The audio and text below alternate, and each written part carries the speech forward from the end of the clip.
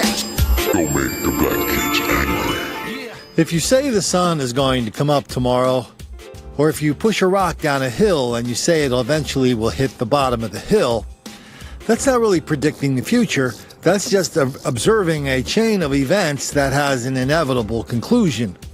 And so that's what I was doing the other day when I was talking about the two stories we had done recently on black-on-white murder in New Orleans. I said, listen, the people that really get in trouble in New Orleans are the tourists that go down there, and they're the ones who are damaged by all the denial, deceit, and delusion by the news accounts who just absolutely refuse to tell the people of New Orleans about the problem of black-on-white crime, violence, hostility, and dysfunction down there.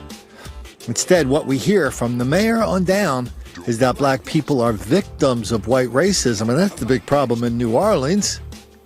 So you get a guy from Holland coming over there on a bike, riding around on a bike, meet the lovely lady in a bar. She says, oh, why don't we leave and go somewhere more comfortable?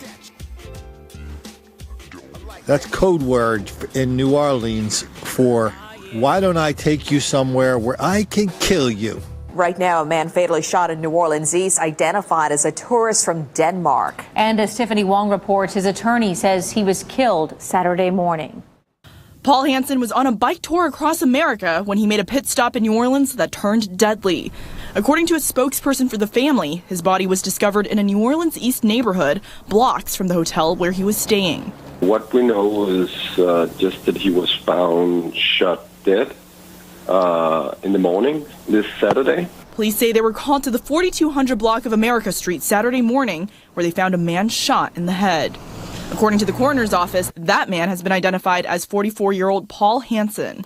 The family and his travel companions were alarmed that he was not, he didn't come home or back to the hotel.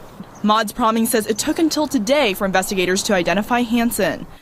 I think he was robbed, so he didn't have any identifications, and so I guess they thought he was, they couldn't identify him. He says Hansen was part of a bike tour that included 20 others from Denmark. So they had like an itinerary to go, I guess, from coast to coast. So another dead white tourist who goes to New Orleans believing the fairy tale of black victimization, white racism.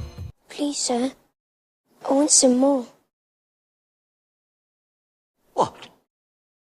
Please, sir, I want some more. Another tourist learned the hard way how much damage these reporters and public officials can do when they engage in the denial, deceit, and delusion of black victimization. And so when it comes time to point our finger as to who was responsible for this murder, yes, let's point our finger at the prostitute drug dealer who killed him. But let's not forget about the reporters and public officials who made it happen, who allowed it to happen just because they didn't want to make the black kids angry.